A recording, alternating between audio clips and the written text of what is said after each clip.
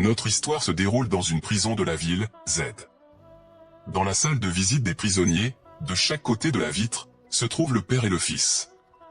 Zuofan, notre protagoniste, demande à son père de lui dire toute la vérité sur pourquoi les monstres ont détruit la ville ES, car il veut découvrir toute la vérité et obtenir la liberté pour son père.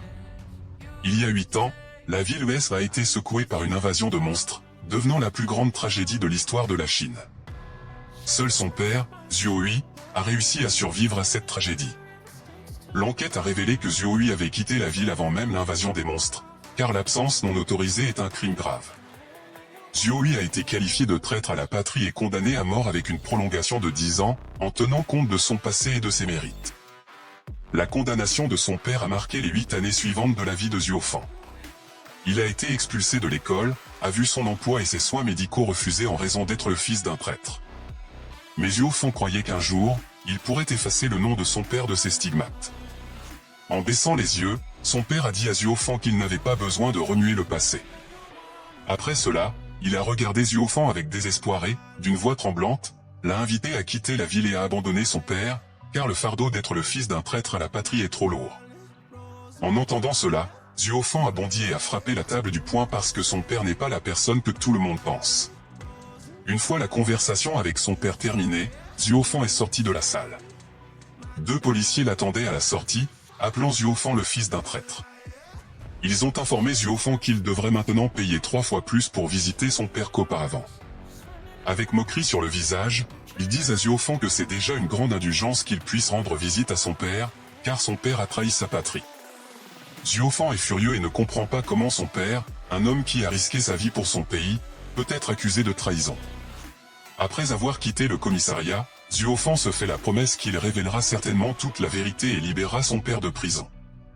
Il comprend également que le seul qui peut le savoir est son père, mais pour le revoir, il doit payer 9000, une somme énorme pour lui. Pendant tout ce temps, Zuofan a gagné de l'argent en travaillant et en risquant sa vie comme mercenaire dans l'équipe de réserve des combattants de la Météorite, une organisation spéciale dédiée à la lutte contre les monstres. Chaque citoyen porte au poignet une montre spéciale qui montre ses principales caractéristiques, telles que la santé, la force, l'agilité et l'intelligence. Pour une personne ordinaire, tous les indicateurs sont égaux à 1, mais pour un chasseur de météorites officiel, ils ne sont pas moins que 10.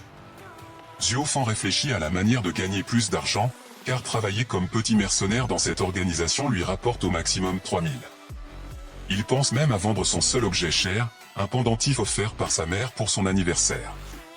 Selon elle, ce pendentif est fait à partir d'un fragment d'une étoile tombée pendant la nuit. Ce cadeau est très précieux et a une grande valeur sur le marché. En se donnant une tape sur la joue, Zuofan écarte l'idée de vendre le pendentif, car c'est la dernière chose qui lui reste de sa mère. Il comprend que la seule option est de trouver une mission de haute classe dans le syndicat. Pour ce faire, il se rend dans une organisation de mercenaires, où vivent principalement des nouveaux venus comme lui. Certains cherchent la gloire en tant que combattants, et d'autres viennent ici uniquement pour des avantages matériels. En voyant Zuofan, les mercenaires se moquent de lui. Ils ne comprennent pas pourquoi il est revenu ici, car il est le plus faible de l'équipe de réserve. Mais Zuofan ne les écoute même pas, car il a seulement besoin d'une mission de haute classe. Pour cela, il s'adresse à son chef, un petit homme chauve qu'il appelle affectueusement tonton. Zuofan demande à son oncle une tâche de classe adaptée pour lui, expliquant qu'il a désespérément besoin d'une grosse somme d'argent. Et son oncle se lève énervé, la frappe à la tête en lui disant « Petit, combien de fois dois-je te dire de m'appeler oncle Gao? Tu veux être expulsé de la guilde de mercenaires ou quoi ?» En allumant un cigare, Todd répond que partir pour une telle mission avec une telle préparation équivaut à un suicide pour un combattant de son niveau. Poursuivant son discours, il ajoute que Zuofan a déjà eu beaucoup de chances de rester en vie, car même dans des missions de classe C, Zuofan n'était qu'un chair à canon. Todd rappelle à Zuofan qu'il n'est qu'un soldat de réserve et rien de plus. Avec un désespoir dans les yeux, Zuofan explique toute la situation à son oncle et qu'il n'a plus rien à perdre. Après avoir allumé une autre cigarette et pris en compte la situation de Zuofan, Todd accède enfin à sa demande. Il lui confie une mission de classe A, dont l'objectif est de nettoyer un donjon avec des monstres du niveau approprié. En voyant le contrat, Zuofan est surpris, car le montant qui y est écrit est beaucoup plus élevé que ce dont il avait besoin. En prenant congé, Todd avertit Zuofan que l'équipe à laquelle il va se joindre n'est pas facile et qu'il doit rester constamment vigilant. Zuofan se dote de tous les équipements disponibles. Il est excité, car des combattants, du débutant au plus fort, participeront à la mission. Mais il s'assure que, malgré le fait d'être réserviste, la seule chose qui lui est demandée est de bien remplir la fonction d'éclaireur, ce qu'il a déjà fait plus d'une fois. Arrivé sur le lieu de rendez-vous, Zuofan voit son nouveau groupe pour la première fois. La première personne qu'il voit est une fille aux cheveux roses, à peu près de son âge. Ce qui la distingue de tous, c'est la jeunesse et les équipements coûteux. En remarquant Zuofan, elle le regarde avec incrédulité et se présente. Son nom est Mouinyu que nous allons appeler Rose, et elle est la commandante de ce détachement. En la voyant, Zuofan est figé d'étonnement et de peur simultanée. En examinant son équipement, il comprend que Rose est au moins une combattante de catégorie moyenne. Son épée attire une attention particulière, au centre de laquelle Zuofan remarque le noyau de la bête brillant de couleurs différentes. Le noyau de la bête est quelque chose d'extrêmement unique, car il ne peut provenir que d'un parmi mille monstres. De tels noyaux sont utilisés pour créer des équipements spéciaux pour un combattant. Ces équipements augmentent significativement la force de celui qui les utilise. Après avoir évalué la situation et s'être calmé un peu, Zuofan tend la main à Rose pour se présenter, mais sa paume est soudainement interceptée par un garçon aux cheveux violets avec une expression moqueuse sur le visage. Il explique à Zuofan que la seule raison pour laquelle il est venu ici est d'être une chair à canon, un appât pour les monstres. Ensuite, il serre sa main si fort que le corps de Zuofan commence à trembler. Un vieil homme à l'apparence imposante intervient dans la situation, ordonne au garçon de lâcher la main de Zuofan, mentionnant qu'opprimer un réserviste mutant est indigne de son équipe. Le gars répond qu'il plaisantait simplement et, avec un sourire, demande à Zuofan de ne pas prendre tout au sérieux. À ce moment-là, il lance rapidement son contrat à Zuofan, qui vole avec une telle rapidité que cela semble être une pierre plutôt qu'un morceau de papier. La réaction de Zuofan a été suffisante pour arrêter facilement le lancer avec seulement 2 doigts tendus vers l'avant. L'équipe est surprise par ses réflexes et conclut que Zuofan, bien qu'il soit réserviste, est adapté au rôle d'officier de renseignement. Ayant obtenu son contrat, Zuofan cesse de regarder les nouveaux membres de son équipe. L'équipe est composée de 6 personnes, pour la plupart ce sont tous des combattants débutants, mais tous sont équipés de la meilleure façon possible. Avec une intuition naturelle, il semble au personnage principal que tous sont liés entre eux par plus qu'un simple détachement. L'attention particulière de Zuofan est attirée par 2 combattants de catégorie intermédiaire qui utilisent des équipements avec des noyaux de bêtes, un vieil homme imposant et Rose une jolie jeune fille qui semble être puissant et riche. En tenant compte de tous ces facteurs, Zuofan réalise qu'il n'a rien à craindre et signe le contrat. Après quoi, lui et sa nouvelle équipe part en direction du repère des monstres. Après que le monde a été secoué par de grands changements, les monstres ont commencé à dominer des endroits déserts. De tels endroits ont été appelés des zones interdites. Les armes à feu n'étaient pas à la hauteur de ces monstres et certains monstres ont même été capables d'absorber les balles et des gaz toxiques pour s'améliorer et subir des mutations pour devenir plus forts. Cependant, les armes fabriquées à partir des monstres même peuvent causer des dommages à ces créatures, c'est pourquoi les armes confectionnées à partir de monstres de haut niveau coûtent très cher et sont considérées comme des objets de luxe pour certains, car elles sont extrêmement difficiles à obtenir. Pendant ce temps, nos héros sont arrivés au repère des monstres, qui était autrefois le centre animé d'une grande ville, mais qui est maintenant une zone dangereuse où vivent ces créatures. Caché derrière un mur, Zuofan remarque des créatures hideuses émettant des sons étranges. Il voit devant lui des créatures ressemblant à des amphibiens. Les mutants sont des monstres de classe E, communément appelés lézards-poissons. Leurs écailles sont presque impénétrables pour n'importe quelle arme, et leurs crocs peuvent même mordre le métal. Soudain, l'une des créatures remarque Zuofan et dirige son regard féroce vers lui sans pitié. Zuofan charge son arc et tire sur le monstre. Son projectile atteint le monstre en plein dans l'œil, mais la flèche ricoche immédiatement, ce qui n'irrite que davantage la créature. Avec un rugissement furieux et affamé, toutes les créatures avancent vers Zuofan en même temps, mais sa réaction est suffisante pour les repousser. Zuofan réalise que la seule chance de les vaincre est d'attirer les monstres vers l'équipe à l'extérieur. Fuyant les créatures, Zuofan pense que s'il n'avait pas étudié la zone à l'avance, il n'aurait eu aucune chance de survivre. Ces créatures sont incroyablement rapides et fortes. Leurs écailles sont immunisées contre toute arme de son arsenal, et leurs griffes peuvent découper des plaques de métal. Mais il comprend aussi que toutes les créatures doivent avoir des points faibles. À ce moment-là, esquivant la longue langue de l'amphibien, une idée intéressante traverse l'esprit de Zuofan. Se tournant vers les monstres, il charge son arc de 3 flèches et les tire directement sur la langue de la créature qui vole vers lui. Mais tous ces tirs n'infligent aucun dommage au monstre, ricochant seulement sur la langue glissante, et les petites blessures causées par l'impact sont immédiatement guéries. Zuofan comprend qu'il n'est pas capable de résister de quelque manière que ce soit à ces créatures, et la seule solution est de fuir. Rapidement, vers la sortie, entouré par une horde de monstres et ayant rassemblé toutes ses forces restantes, il court aussi vite qu'il le peut vers la sortie, sans regarder en arrière. Voyant Zuofan fuir à travers la grotte et demandant de l'aide, son équipe entre immédiatement en action. La créature enragée brise le mur de pierre d'un coup et se dirige vers l'escouade. Le monstre, avec toute sa fureur et sa portée énorme, dirige son attaque vers l'escouade. Mais Zanko bloque fermement avec l'aide de son bouclier. Zanko est un vieil homme au physique puissant et avec une moustache qui laisse penser qu'il est de sang noble.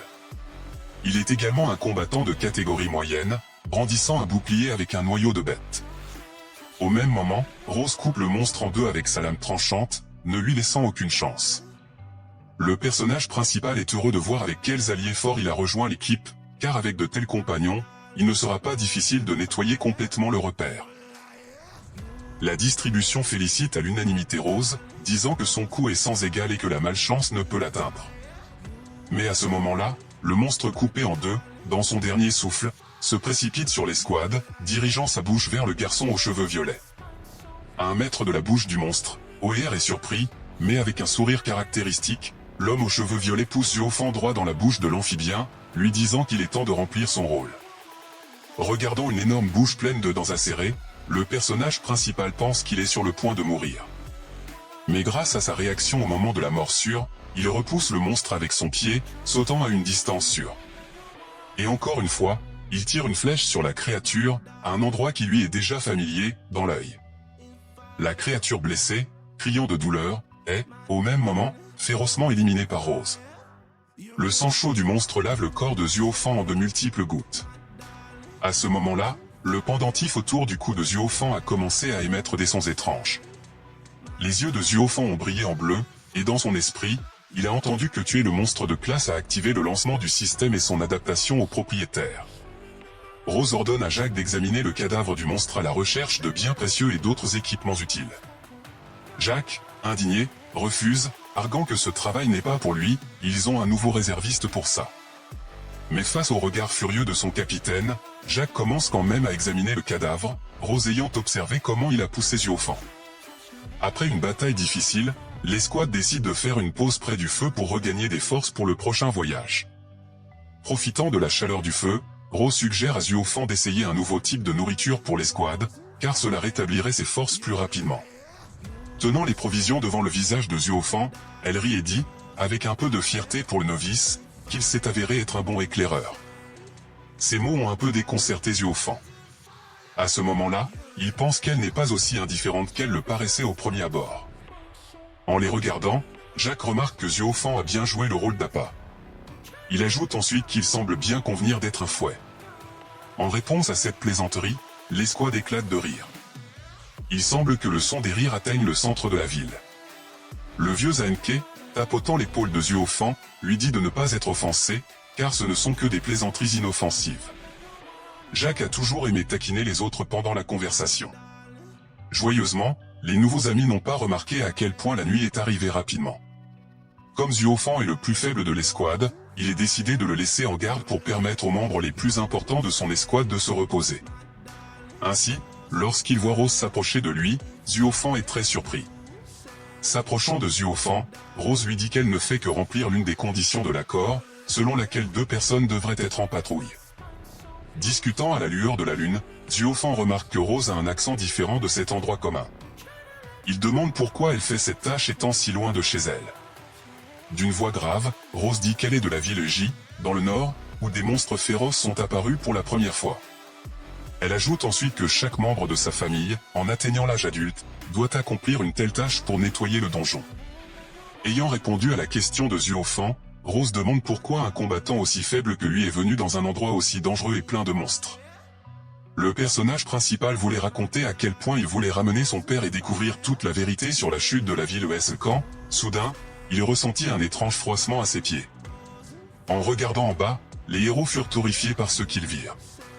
À l'endroit où ils se trouvaient, un énorme abîme s'était soudainement formé, conduisant directement au métro. et nos héros ont rapidement commencé à tomber. Zuofan a essayé d'agripper tout fragment à proximité, mais ses tentatives ont échoué, et ils sont tombés dans l'abîme à grande vitesse. La dernière chose qu'ils ont vue était la silhouette mystérieuse d'un homme debout au bord du précipice qui vient tout juste de se former. En se réveillant, les héros ont vu un passage souterrain devant eux. Des bruits étranges de froissement venaient de loin dans le tunnel, comme si quelqu'un grattait des griffes contre les pierres.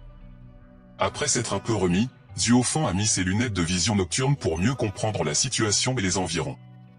Après avoir regardé autour de lui, Zuofan réfléchit à ce qui a causé l'effondrement du sol sous ses pieds. Il réalise également que la sortie la plus proche de ce métro est bloquée par d'énormes rochers. Les héros essaient de comprendre ce qui s'est passé et en viennent à la conclusion que tout se résume probablement au sol de la surface sur lequel ils se trouvaient. En posant les paumes sur la pierre et en regardant vers le haut, Zuofan remarque que la profondeur ici est d'au moins 20 mètres. Se rendant compte qu'ils ne pourront pas passer la barrière de rochers, les héros décident de chercher une autre sortie du tunnel. Grâce aux lunettes spéciales portées par le personnage principal, il a réussi à trouver le chemin de la sortie opposée. En regardant l'obscurité du métro, on aurait dit qu'elle recouvrait toute la ville. Après avoir parcouru une courte distance, Rose est devenue quelque peu prudente, car son épée a commencé à émettre des vibrations et des bruits qui n'apparaissent que lorsque des monstres d'au moins une certaine classe sont à proximité. Zuofan a été surpris par cela, car il n'avait jamais entendu dire qu'une arme en météorite pouvait détecter des monstres à distance. Dégainant son épée, Rose expliqua à Zuofan que ce phénomène est appelé le sens de l'épée. Un combattant en météorite doté du sens de l'épée peut rapidement maîtriser n'importe quel type d'arme à lame en météorite et peut même s'y fier pour détecter des monstres. Ce type de compétence est une compétence de première classe. La lame de Rose n'a pas trompé l'obscurité de l'abîme. Le regard sanglant de dizaines de créatures affamées s'est dirigé vers les héros avec une fureur folle. Les créatures avançaient vers Rose et Zuofan, se rapprochant de plus en plus des héros. Malgré le fait que Rose brandissait la lame en météorite, le nombre de monstres terrorisait les héros. Il semblait qu'il n'y avait pas de fin pour eux. Laissant Zuofan derrière elle, Rose fait une course gracieuse et, d'un coup large, abat la créature qui les attaquait. Zuofan demande la permission à Rose de se joindre au combat, car il voit que Rose seule ne peut pas faire face à un si grand nombre de monstres, à quoi Rose refuse, le traitant simplement de faible officier du renseignement dont la tâche est de surveiller la situation.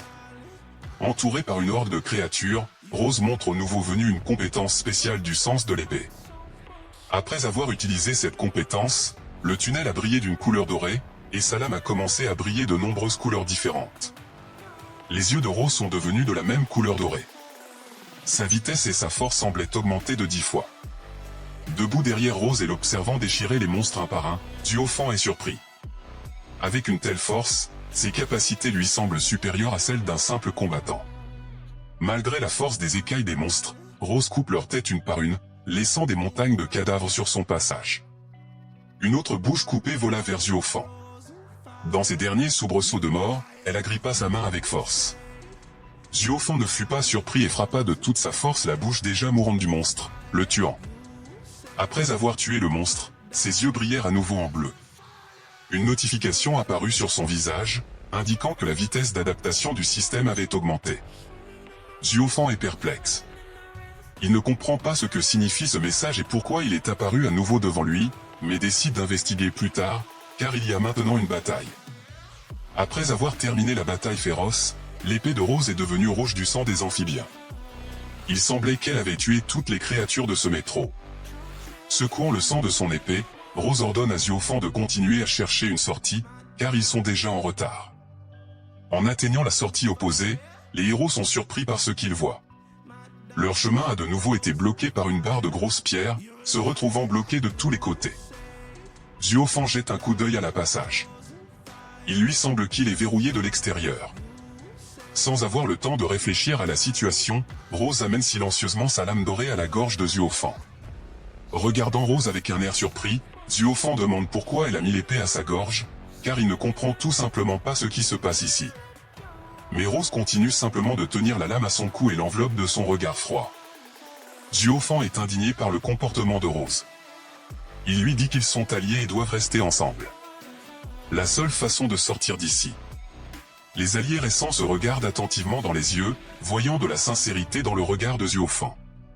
Rose comprend qu'il ne ment pas. Ensuite, Elle remet son épée dans son fourreau et explique son geste, disant qu'elle vérifiait yeux au fond parce que beaucoup de coïncidences étranges s'étaient produites récemment. Regardant Rose avec un air surpris, Zuofan réalise soudain que quelqu'un a délibérément provoqué cet effondrement, voulant les enfermer ici.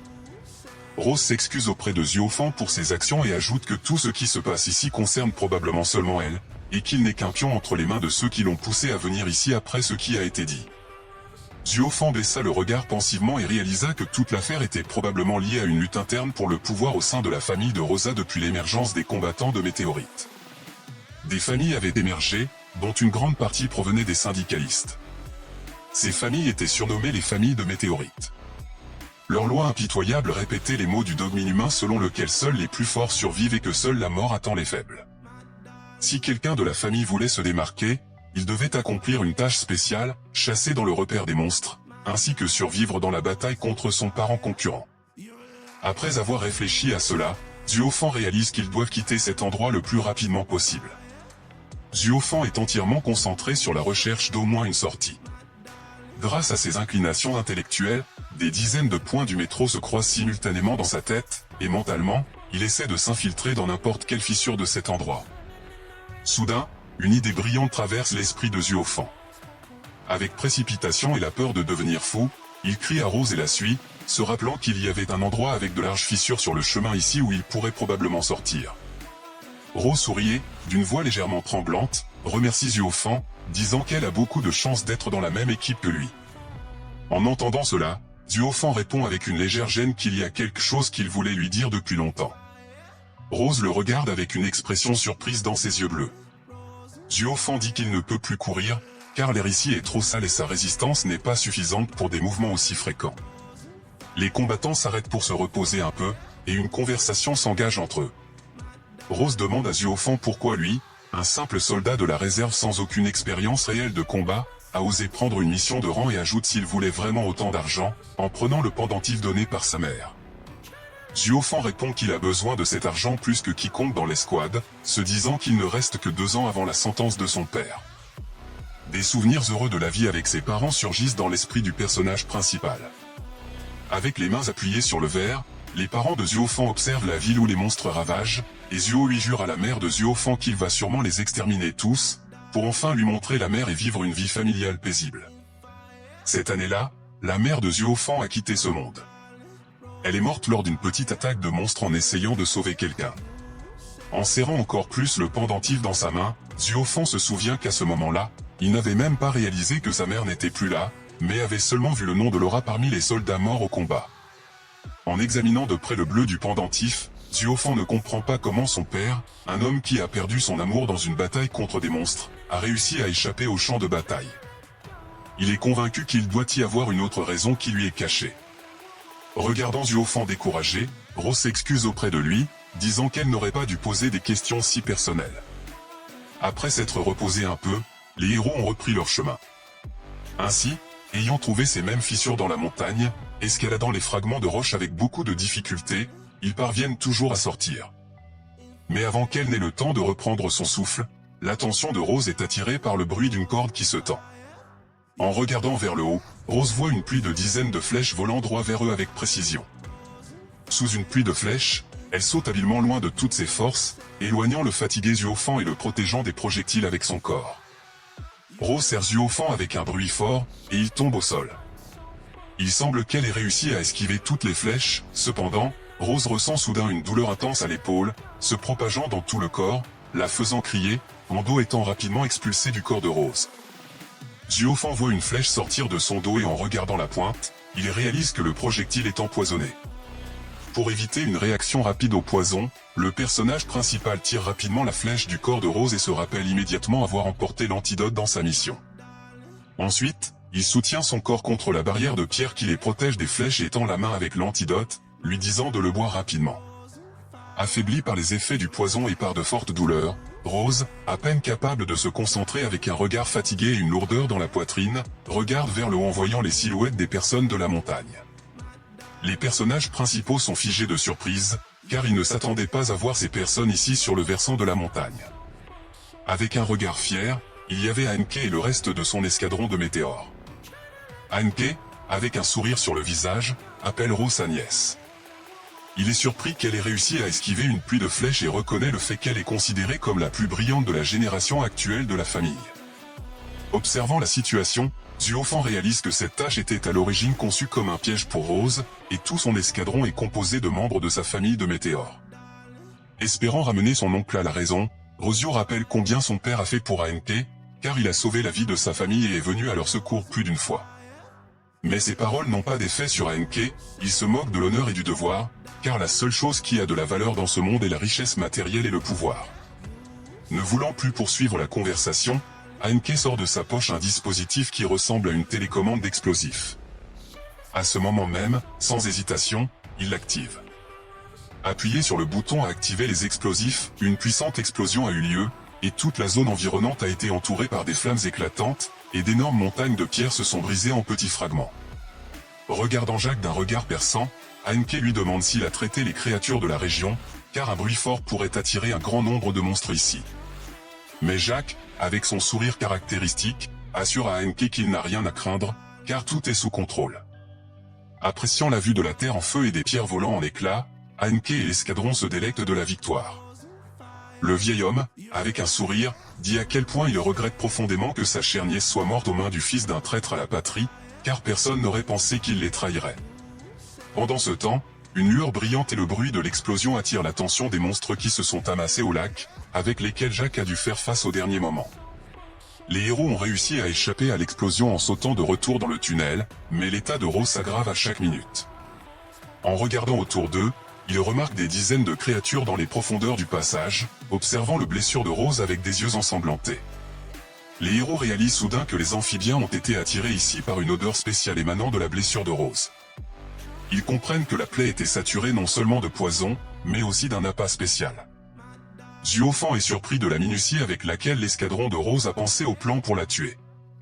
De plus, Rose ajoute qu'ANK voulait lui faire porter toute la culpabilité de sa mort. Choqué par la réponse, Zuofan réalise que si le plan réussit, son père sera condamné sans délai. Grinçant des dents de colère et serrant les poings, Zuofan se promet qu'ils survivront certainement et sortiront d'ici. Au même moment, les langues venimeuses des reptiles se dirigèrent vers les héros. Mais malgré la blessure, Rose se sépara habilement d'un coup, montrant à Zuofan qu'elle pouvait encore se battre. Conscient de leur situation, Zuofan se concentra sur la recherche d'une autre sortie du sous-sol. Après avoir réfléchi un moment, Zuofan dit à Rose qu'il pourrait y avoir une autre issue. Les héros s'y dirigèrent rapidement. Ils luttèrent contre un grand nombre d'amphibiens affamés en chemin. En observant Rose combattre les monstres, Zuofan se rend compte que la sortie vers laquelle il se dirige est bloquée, mais il pense qu'ils peuvent s'en sortir par là. Zuofan remarque que la main de Rose commence à s'assombrir en raison de l'intoxication due à des actions prolongées. Il pense que si elle continue à se battre, l'antidote ne l'aidera clairement pas. Les héros s'arrêtent, sentant une légère brise froide sur leur visage. Zuofan pointe joyeusement vers le haut, indiquant la fissure, car ils ont maintenant une autre chance de sortir. Cependant, à ce moment précis, la joie de Zuofan se transforme en horreur. En effet, l'odeur émanant de la blessure de Rose attire encore plus de monstres écailleux, laissant Zuofan derrière. Rose lui ordonne de fuir, car il ne devrait pas mourir à cause d'elle, et au même moment, il court gracieusement vers les créatures, tranchant leurs corps les uns après les autres avec des coups rapides. Comprenant qu'ils n'ont pas d'autre choix, Zuofan commence à dégager le passage. Des lueurs presque imperceptibles de la lune commencent à percer la pile de pierres, enfin, il parvient à ouvrir la sortie. Constatant qu'ils ne peuvent pas faire face à tous les monstres, Zuofan prépare un piège spécial, puis crie à Rose de courir rapidement vers lui, rassemblant ses dernières forces. Rose, fuyant un groupe de créatures, glisse habilement sous le piège de Zuofan. Une foule d'amphibiens dépourvus d'intelligence continue d'avancer, mais se heurte à un obstacle qu'elle ne peut pas surmonter. Après leur sortie, les héros voient le passage par lequel ils viennent de passer s'effondrer. Rose félicite Zuofan pour son habileté à combattre les monstres lézards et ajoute que sans son piège, ils auraient probablement été tués. Mais avant qu'elle puisse se réjouir, elle entend un bruit spécial provenant du manche de sa lame. En regardant autour d'eux, les héros voient devant eux de nombreux monstres attirés par le fort bruit de l'explosion. Consciente qu'une bataille est inévitable, Rose tente de se joindre au combat, mais sa force est à peine suffisante pour tenir son épée. Sentant une grande faiblesse, Rose reste impuissante dans son dernier souffle et dit à Zuofan de courir pour sauver sa vie. Zuofan prend Rose d'une main et de l'autre, il saisit la lame de la météorite tombée au sol. En regardant les monstres dans les yeux, Zuofan montre de toute sa prestance qu'il est prêt à se battre jusqu'à la mort. Sentant l'odeur sucrée émanant de la blessure de Rose, la créature furieuse attaque le personnage principal à une vitesse vertigineuse. Cependant, grâce à ses réflexes, Zuofan parvient à couper la tête de la créature d'un coup puissant de la lame de la météorite. Mais cela n'a pas été suffisant pour tuer un monstre de ce niveau. De la bouche décapitée de la créature, une langue amphibie tranchante comme une lame se dirige vers le corps de Zuofan. N'ayant pas le temps de se détourner, Zuofan ressent soudain une douleur aiguë dans la région de la poitrine. En baissant la tête, il voit que son corps a été transpercé. Conscient qu'il ne survivra pas à une telle blessure, Zuofan demande mentalement pardon à son père de n'avoir pas pu le sauver. Après cela, le corps sans vie de Zuofan tombe au sol, sans signe de vie. Au seuil de la mort, le pendentif de Zuofan flotte soudainement au-dessus de son corps et sa couleur change en doré. Son corps lutte pour la vie dans l'agonie, et Zuofan lui-même voit à nouveau une étrange notification devant lui, disant qu'il a tué 3 monstres lézards, l'accumulation d'énergie est complète. Le système du dieu de la guerre a été activé. Après avoir activé le système, les caractéristiques du bracelet de Zuofan ont commencé à augmenter rapidement. Zuofan ne comprend pas ce qui se passe à son corps, il a l'impression de dormir et de flotter dans un courant de pouvoir et de sagesse infinie. Il voit à nouveau une notification devant lui indiquant que la distribution des principaux attributs a été complétée. Après cela, Zuofan reprit conscience. Son cœur battait dans sa poitrine de manière à ce qu'il semblait prêt à sauter, et tout son corps semblait être en feu. En regardant en bas, Zuofan vit que la plaie sur sa poitrine s'était complètement cicatrisée, ne laissant aucune cicatrice sur la peau. Reprenant un peu ses esprits, le personnage principal remarque que le regard des monstres est dirigé vers la rose. Sans perdre de temps, Zuofan saisit immédiatement son épée, attirant ainsi l'attention des créatures environnantes. Les monstres attaquent furieusement Zuofan, détruisant tout sur leur chemin, mais il repousse facilement l'attaque, percevant chaque mouvement. À ce moment, Zuofan se rend compte que son agilité a considérablement augmenté, et ses réflexes sont devenus beaucoup plus rapides. De plus, tenant la lame de météorite dans ses mains, Zuofan ressent qu'une énorme puissance imprègne son corps. L'épée de Rose était incrustée d'un noyau de bêtes de classe et était de haute qualité, c'est pourquoi elle a pu couper les poissons lézards avec tant de facilité. Surpris par le nouveau pouvoir, Zuofan regarde les monstres sans une once de peur. Les créatures enragées tentent de transpercer Zuofan avec leur langue à nouveau, mais le personnage principal évite facilement l'attaque.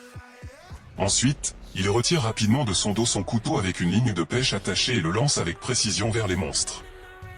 D'un geste de la main, Zuofan renverse les créatures en tirant légèrement sur la ligne de pêche sur le côté. Au même moment, il apparaît instantanément devant leur mâchoire visqueuse.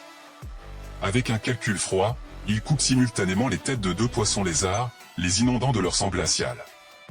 Il semble que même les créatures incapables d'éprouver des émotions ont une peur animale dans les yeux. Zuofan confiant appelle les créatures à continuer à l'attaquer pour venger leurs proches. En entendant cela, les créatures se précipitent en masse vers le personnage principal. Leur rugissement sinistre imprègne tout le champ de bataille. Plusieurs créatures parviennent à agripper le corps de Zuofan, serrant fermement sa chair avec leurs dents acérées. Mais malgré cela, le personnage principal tranche les corps des amphibiens en deux d'un seul coup. Grâce à ses excellents réflexes, Zuofan voit facilement tous les coups dirigés vers lui. L'agilité et la rapidité de ses mouvements ne laissent aucune chance aux créatures de lui infliger des dommages, et la puissance d'attaque de son épée a tellement augmenté qu'il peut facilement couper les écailles résistantes des poissons lézards. Ayant vaincu ses adversaires, Zuofan se rend compte de l'énorme pouvoir qu'il possède maintenant. Le personnage principal se promet de ne plus jamais se cacher derrière Rose. En ouvrant la fenêtre du système, Zuofan décide de vérifier à quel point ses caractéristiques ont changé et constate que tous les indicateurs ont augmenté au moins 4 fois. Enchanté par ses nouvelles capacités, Zuofan se rappelle qu'il a des choses plus importantes à faire. Le bruit de l'effondrement du tunnel amène de nombreux hommes lézards à se rassembler à l'extérieur. Zuofan décide qu'il serait plus sûr de cacher le corps de Rose à l'intérieur. Zuofan voit que la condition de Rose s'aggrave, son pouls bat plus lentement, et son corps commence à transpirer froid. Après avoir placé le corps de Rose devant lui, Zuofan réalise qu'il doit soigner ses blessures. Avec honte sur son visage, il s'excuse auprès de Rose pour ce qu'il s'apprête à faire. En retirant le col blanc de la clavicule de Rose, Zuofan expose sa blessure. En la voyant, Zuofan pense qu'il ne sera pas difficile pour lui de bander et de traiter la blessure, mais l'odeur pourrait attirer des visiteurs hostiles. Un appât pour les poissons lézards est un liquide avec une odeur spécifique qui peut les rendre fous. Ces médicaments sont fabriqués dans des laboratoires spéciaux à partir de plantes mutantes. Pour masquer l'odeur du médicament, Zuofan prend un flacon jaune avec une odeur forte et âcre. Ce médicament est fabriqué à partir des excréments d'un monstre moufette. La plupart des monstres essaient d'éviter l'origine de cette odeur. Après s'être excusé auprès de Rose, Zuofan soigne ses blessures avec ce médicament et effectue des pansements une fois le traitement de ses blessures terminé. Zuofan décide ensuite de se reposer un peu pour comprendre plus en détail les événements qui lui sont arrivés. En posant sa main sur sa poitrine, Zuofan réalise que le pendentif autour de son cou a disparu. Il s'avère que le pendentif avec un fragment de météorite est devenu un système complet pour contrôler les caractéristiques du combattant de météorite, le système appelé God of War. Un tableau avec ses principales caractéristiques s'ouvre devant le personnage principal. Zuofan est surpris de la rapidité avec laquelle il a pu évoluer vers le grade de Novato, car il n'était qu'un réserviste il y a peu de temps. De plus, en bas du tableau, il remarque les points disponibles pour la distribution. Ne comprenant pas comment tout fonctionne, Zuofan demande au système de lui expliquer son fonctionnement, mais en réponse, il n'entend qu'un léger bruissement agacé. Zuofan commence à fouiller tous les endroits visibles dans l'espoir de découvrir la fonctionnalité. Pensant qu'il voulait ajouter ses points à sa force, les icônes d'ajout s'allument à l'écran. Zuofan se rend compte que le système God of War fonctionne à partir de la pensée.